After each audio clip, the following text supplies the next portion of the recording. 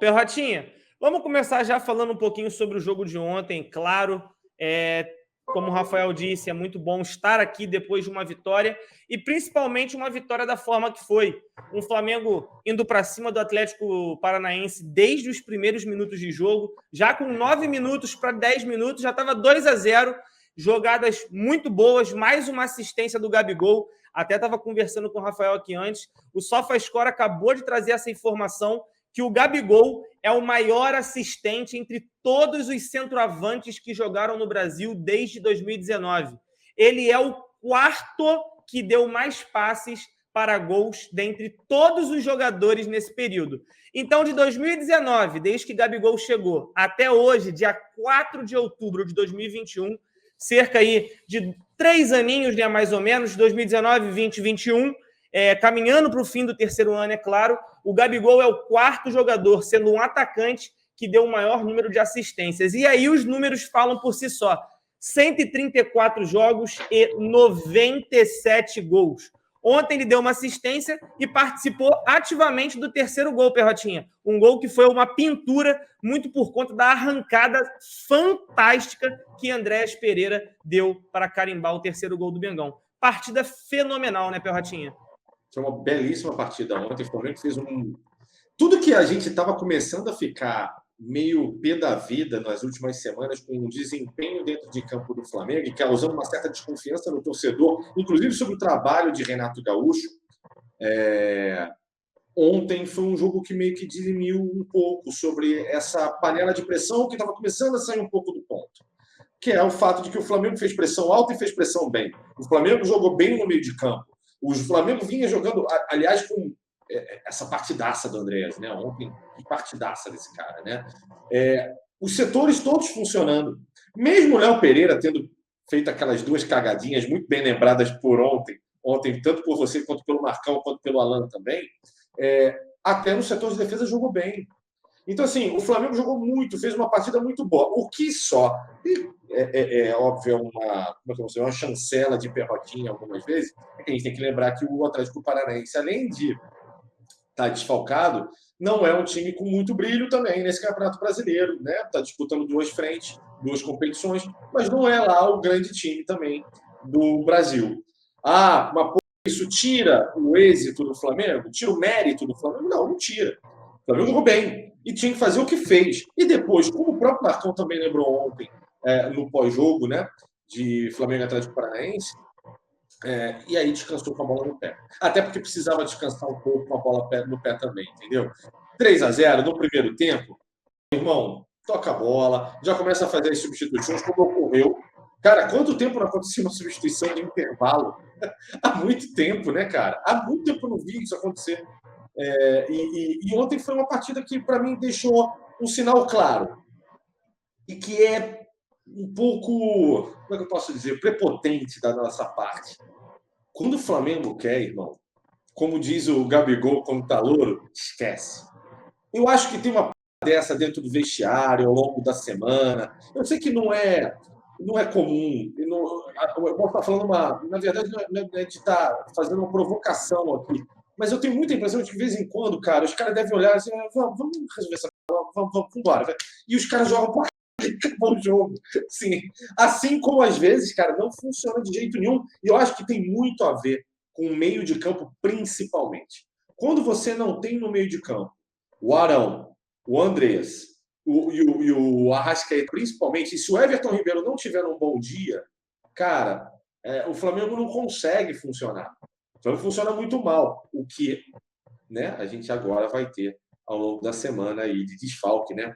Então, uma partida maravilhosa, um Flamengo que, aos olhos de todo o Brasil, de todo brasileiro, né, seja flamenguista ou não, o cara, quando olha para esse Flamengo ontem, e ainda está sem Davi Luiz, tem que só avisar isso, ainda está sem Davi Luiz, o cara olha e fala assim, não dá, esquece, não dá, a distância pode pegar o melhor, desculpa, não dá. Eu falei isso semanas e semanas e semanas atrás, Cleitinho e Rafael aqui.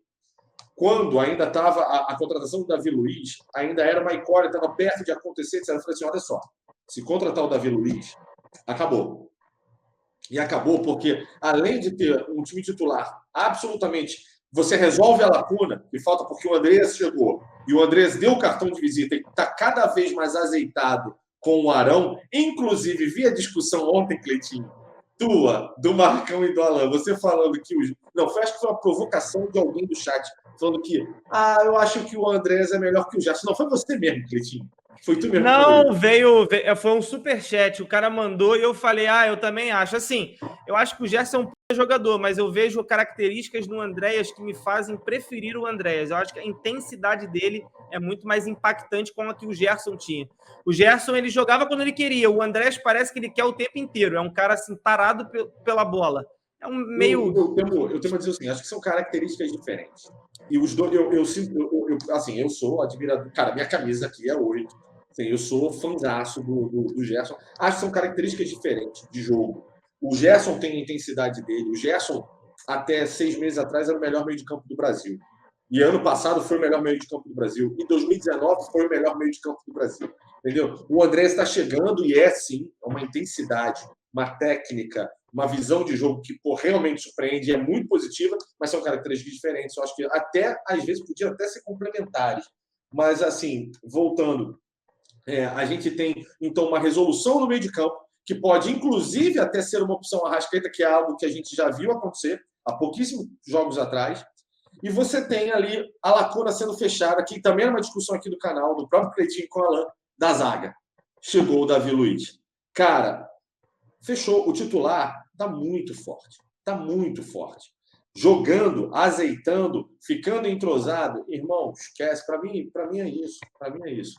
É um timaço que, aos olhos de todo mundo agora, a gente precisa que tenha data FIFA, a gente precisa que não tenha torcida, a gente precisa, de alguma maneira, a gente precisa dificultar a vida do Flamengo. E estão dificultando. Parabéns a todos pelo mérito dessa CBF que o próprio Landim falou ontem. Uma CBF oculta, uma CBF, a CBF da CBF, né? Que a gente tem que lutar agora contra tudo e contra todos, como sempre foi. É isso, Perrotinha. Rafael, na partida de ontem, o Flamengo chegou a trocar 778 passes. Número absurdo, com 90% de precisão. Dos 778, seria 78 passes errados ali do Flamengo. O Flamengo acertando 700 passes. Vamos deixar dessa forma. Absurdos números. Quando me falaram isso, eu não acreditei. Falaram assim, 778 passes. É o quê? No jogo inteiro, né? Dos dois times, somados ali o 500 do Flamengo com 200 do Atlético. Não. O Flamengo sozinho trocou 778 passes. E aí, mostra um pouco, para você poder falar também a sua visão do jogo, dessas nuances de Renato Gaúcho no Flamengo. O Flamengo trocando 778 passes, mas no terceiro gol, precisando de apenas 4 toques na bola para resolver a parada, que é um do Bruno Henrique para o Gabigol, do Gabigol para o Arrascaeta, do Arrascaeta para o Andréas e do Andréas no fundo da rede. As nuances do Renato. O Renato que consegue jogar com a bola no pé e um Renato que consegue jogar de contra-ataque. Talvez seja esse casamento que tenha dado certo, por mais que a gente ainda tenha algumas críticas, né? Mas, por enquanto, o resultado está aparecendo e os números são surpreendentes, né? Cleitinho, eu acho que esse jogo de ontem deu muitas respostas a questionamentos, por exemplo, que nós fazíamos aqui mesmo no Zona. Um deles, por exemplo, a gente falou, o Flamengo era um time que jogava muito bem no contra-ataque, mas sentia algumas dificuldades quando o time se postava mais atrás. O Flamengo não era um time bom para furar retranca. Ele era um time bom para punir quem o atacava. Eu acho que o jogo de ontem foi uma resposta. Assim, independente de ter sido o time misto, quase reserva do Atlético Paranaense, foi uma resposta tão categórica, foi uma resposta com tanta autoridade que me fez ver essa evolução no Flamengo, e era uma evolução que a gente cobrava. Tanto que antes do jogo do Flamengo e Barcelona, a gente conversava, ia ser ideal se o Flamengo fizesse um gol logo no começo, porque aí eles iriam atacar a gente, e aí que o nosso futebol realmente brilha. Ontem foi exatamente o contrário nesse jogo, cara. Ontem o Flamengo pegou um time que estava mais interessado em se defender, um time que mesmo quando tomou o gol não partiu para cima do Flamengo, e ainda assim o Flamengo sufocou o time adversário no campo deles, cara. Isso fez com que o Flamengo deixasse um pouco de ser aquele time, vamos dizer assim, monotemático, aquele time que ia muito bem no contra-ataque, mas aos poucos vinha perdendo um pouco desse futebol de pressão, desse futebol ofensivo de muito passe. Eu acho que é uma resposta do Renato Gaúcho até para nós. Eu mesmo que critiquei. Via o Flamengo precisando recuperar um pouco de algumas características que tinha e aos poucos vinha perdendo. Eu fiquei muito feliz de ver isso. A quantidade de passes que o Flamengo tocou realmente foi impressionante. Assim, eu não tenho exatamente essa divisão, mas eu acredito que mas assim, a grande maioria desses passes foram no campo de ataque. O Flamengo estava rodando a bola de um lado para o outro, como a gente gostava de ver o Flamengo fazendo. O Flamengo quebrando o balanço do adversário, levando de um lado para o outro. Foram 722 passes com muita competência. Acho que esses 722 passes passam um pouco pelo Andréas Pereira. Acho que o Andréas Pereira ele é um cara que dá isso aí para o meio de campo, e uma característica específica de passe, ele procura muito passe para frente, ele é um cara que procura muito companheiro para se associar, para fazer uma tabela, para fazer uma triangulação. É um jogador que acrescenta muito ali. Eu vi essa discussão aí, Gerson ou Andréas. Talvez a grande diferença do Andréas para mim seja essa. Eu vejo um jogo um pouco mais dinâmico. O Gerson tem muito essa situação de receber de costas, proteger, girar em cima do adversário. Eu não estou dizendo que ele faz isso mal e nem que isso era bom para o time, isso era muito bom para o time. Mas eu acho que o Andréas é aquele cara obcecado em jogar para frente. A bola bate no Andréas, já sai um passe rápido, não gosta de segurar a bola, gosta de fazer o time andar. Eu acho que isso aí é uma característica muito positiva. Ontem ele fez um jogo fantástico. E aí, só para finalizar, né, como você falou, o terceiro gol. Ao mesmo tempo que a gente está falando que o Flamengo recuperou aquele nosso jogo de imposição, aquele jogo de perde e pressiona, o Flamengo fez um dos gols de contra-ataque mais bonitos do campeonato. Então a gente vê esse Flamengo aliando essas duas características que dão essa impressão, como o Perrotinha falou bem, de que o Flamengo é um time imbatível. Porque era isso que eu queria ver, né? O Flamengo, quando atacado, punia o adversário com contra-ataques, matando o jogo, mas o Flamengo agora pode ser um time que, se o adversário esperar, vai punir também. Então, ficaria a pergunta, como parar esse time do Flamengo a se repetir em jogos como os de ontem? É muito difícil, assim, vai ter que torcer para um dia ruim de alguém, vai ter que torcer, como você falou, para a CBF reequilibrar o campeonato. E esse time do Flamengo é muito bom. Às vezes, isonomia, Perrotinho, para eles é isso. Às vezes o Flamengo está muito acima e eles querem isonomia no campeonato. Faz como? Dá uma sacaneada aí no time do Flamengo. Bota para jogar em intervalo curto, prejudica a logística, faz o Flamengo viajar mais, tira 4 jogadores do Flamengo e fala que está tudo bem. De repente é isso.